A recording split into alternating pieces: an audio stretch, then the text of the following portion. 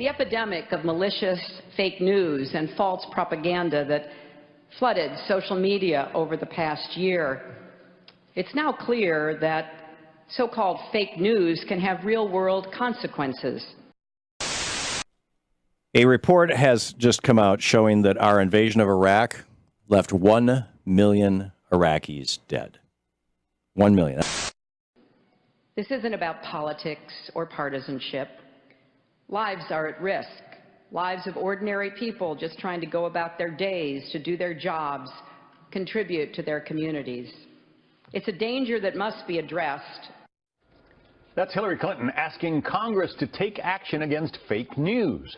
The former presidential candidate did not discuss the election results directly, but made it clear she thinks made-up stories on social media are becoming a problem. Let's bring in Judith Miller, a Pulitzer Prize-winning author and investigative reporter. Also, Ellen Ratner, the bureau chief for Talk Radio News, both of them Fox News contributors. Judy, there are situations in which fake news has caused real chaos. 1 million Iraqis got killed. Believe me, they weren't all terrorists. Some people didn't particularly like that.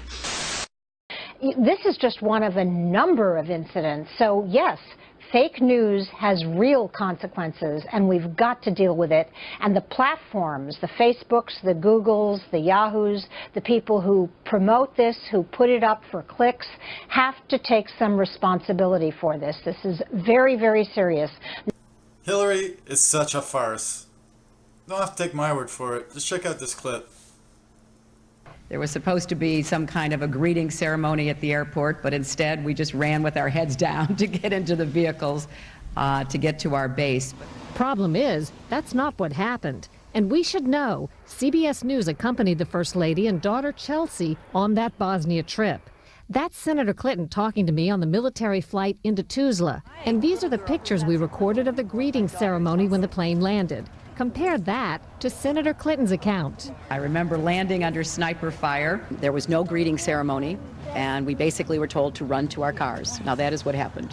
Thank you. There was no sniper fire either when Senator Clinton visited 2 Army outposts where she posed for photos, and no sniper fire back at the base.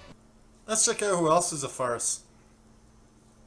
You are making money by having your stories passed around as much as possible. So there is an incentive. I mean, this is not, you're not doing this, as a sort of sociological experiment or just, I mean, you're making money off the spread of misinformation. Does it concern you at all that people believe your stuff, that people believe what you're actually writing? I mean, there's sites out there. You could say CNN spreads misinformation. You could say Fox News spreads misinformation to make ad revenue. How so? Do you think CNN intentionally is spreading false articles in order to, you think they actually profit off trying to spread false information? Explain why you do this. You're putting, fake news out there, fooling people into believing it's real. Why do it? Anderson Cooper, one of the biggest jokes out there. Let's play a little game. See if you can spot the green screen.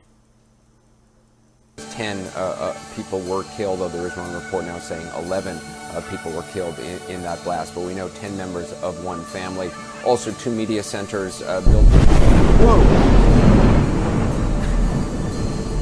Well, that was a rather large explosion. Yeah. That occurred. Just look out here. I can't actually see where the impact that was. It's actually set off a number of car alarms, but that was probably the largest explosion that we've heard just in the past, really in the past hour. There have been a number of explosions in the last hour or two, but that one was pretty loud. Whoa! Take him now! Take him now! Take him now! Somebody take him now! All right, good. Thank you. Yeah. Such a sweet little guy. Yeah. All right, well, you're blessed. Yeah. Brian, your husband, is blessed. Brian. Anders is blessed. Brian. Yeah, Brian. You like Brian, huh? That's your dad. Well, we're happy you're here. You guys did a great job. Yeah. And I guess you got to thank the Lord, right? Yeah. Do you thank the Lord for that split-second decision? I'm actually an atheist. Oh, you are? All right, don't thank the Lord. But you made the right call. Yeah. We're so happy that you're happy. No. A nice story. You see the balls. Yeah. The bowling balls. All right, he's 18 months old, and he's going to have a happy life. Yeah. All right, Rebecca, thank you. Yes, Thanks, Ryan, too.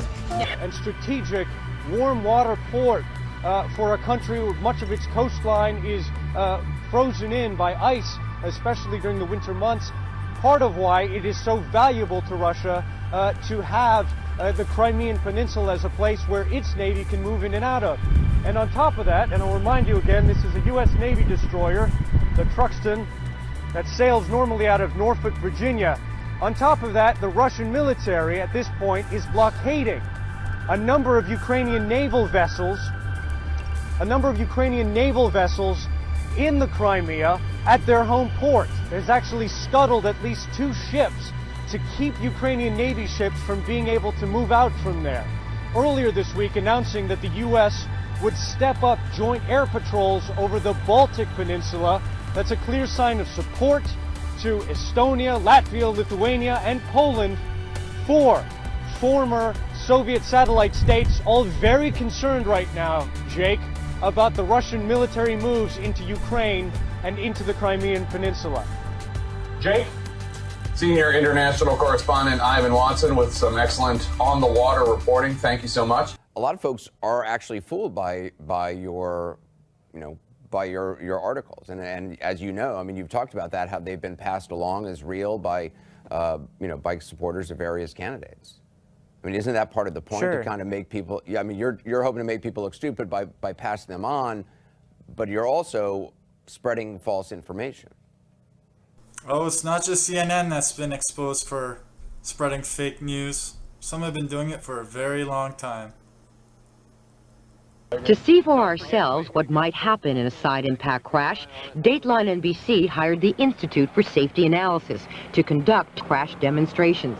Unlike GM tests, the fuel tanks were filled with real gasoline. Look what happened.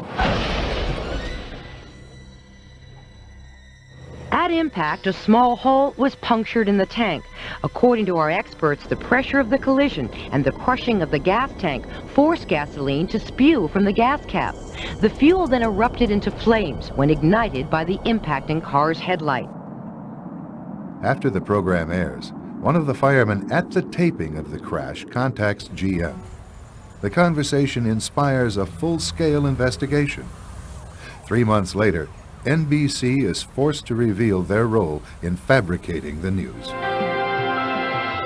NBC's contractor did put incendiary devices under the trucks to ensure that there would be a fire if gasoline were released from the truck's gas tank. We said the crash, quote, forced gasoline to spew from the fuel cap, end quote. GM says since the gas cap was the wrong cap for the GM filler tube, and because the gas tank was overfilled, the cap came off when the impact occurred. We agree with GM that we should have told our viewers about these devices. The Dateline reporter, however, said, quote, at impact, a small hole was punctured in the tank, unquote.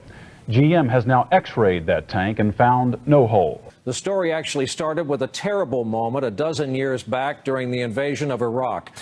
2 of our 4 helicopters were hit by ground fire, including the one I was in. No kidding. RPG and AK-47. Our traveling NBC News team was rescued, surrounded, and kept alive by an armored mechanized platoon from the U.S. Army 3rd Infantry.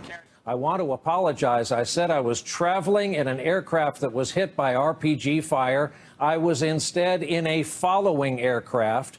We all landed after the ground fire incident. Law enforcement officials describe Mercer as, quote, an angry young man filled with hate. A witness on campus at the time of the shooting says he asked people what religion they were before taking their lives. Students in the classroom next door also heard everything unfold. Hear anything of the shooting itself, McCrae? No, that was one of the most surprising parts, is nobody in the whole room or anything had heard any type of weapon, which really worried me and stuff, because I didn't know if there were even some kind of illegal suppressors or some type of very powerful gun. Students in the classroom next door also heard everything unfold. Note of the fact that he said, you know, Mom, it's really curious. No sound of shooting. He said that this area they're using suppressors. He's very aware of firearms. He's a shooter. And he says no noise, no shooting, no nothing. He said it's pretty hard to believe that there were up to 30 rounds shot, which is what we heard. Students in the classroom next door also heard everything unfold. You heard nothing? Heard nothing at all, which is really crazy, freaky, and surprising. Mr. O'Reilly, let's come back to you. A couple of nights ago, while talking about Wisconsin, your show rolled video of a violent protest, which, by the way, didn't really happen in Wisconsin. Now, one problem, you made no mention of the actual location, leaving the impression that the Wisconsin protesters were out of control. A little misleading, don't you think? Now, look out for the palm trees in the background here. How many are professional left-wingers and how many are just regular folks? It's tough to tell. When you get to the weekend, you get a lot of out-of-towners. A lot of people are bussed in from not just Wisconsin, but a lot of surrounding states. I talked to someone who was from California who's sleeping in the Capitol throughout this process. So you've got a real mixed bag. Speaking of California, those palm trees seem to be from California and not Wisconsin. O'Reilly several minutes ago in that program had mentioned that protests happened across the country, but it was not mentioned at all within the context of that conversation with reporter Mike Tobin on Wisconsin. It was just labeled union protests with no stated location. Gee, I wonder why they did that. Insurance executives don't do this because they're bad people. They do it because it's profitable. When he said tonight that insurance executives are bad people, it took me back because it was so harsh and I think unfair, but it's part of their polling. Insurance executives don't do this because they're bad people. They do it because it's profitable. He said tonight that insurance executives are bad people. The Fifth Amendment is rather clear. You cannot take life without due process of law. So if you throw that out the window casually, I think it's a very serious matter. But apparently you can, under certain circumstances, if it's an enemy combatant. And there was a famous case that the United States Supreme Court heard in 1942 that involved Germany, Hitler sending over a bunch of spies here onto the United States soil, and they got caught. And those guys, by order of FDR, were tried. They were declared enemy combatants. They were tried by a military commission, and they were ordered to be electrocuted, which they were 7 weeks later in the electric chair, including an American citizen. The United States Supreme Court, when asked to intervene, said, we have no problem with it, unanimously. Now, I think what you're failing to include in your statement is the fact that there was a legitimately declared war against a country that declared war against us. There is no declared war. We haven't declared war since 1941. So there's a big difference of that. The Fifth Amendment is rather clear. You cannot take life without due process of law. And those guys, by order of FDR, were tried. They were declared enemy combatants. They were tried by a military commission. And MSNBC's Lawrence O'Donnell said, so General Flynn truly does not feel guilty tonight. The men, women, and children of Washington, D.C. almost got killed because of the kind of stuff he tweets. That was wrong. It was not the incoming National Security Advisor, retired General Michael Flynn. It was his son, who's also Michael Flynn. Both NBC and MSNBC updated the information, but didn't issue any kind of retraction, Amy, saying we got this wrong and we're sorry about what we said about General Flynn. Right. Ironically, in a story about fake news. Putting out fake news. This seems to be the current meme that was elevated by Hillary Clinton when she was giving a speech about it here in Washington, D.C. But I would submit that fake news has been spread by humans as long as we've been living in groups. And I remember very vividly in 2008 when a Hillary Clinton operative, very well known, told me directly that video was going to be coming out of Michelle Obama using a very ugly term to describe white people and wanting me to put that out into the media atmosphere. I didn't take the bait. Fake news has been with us a very long time.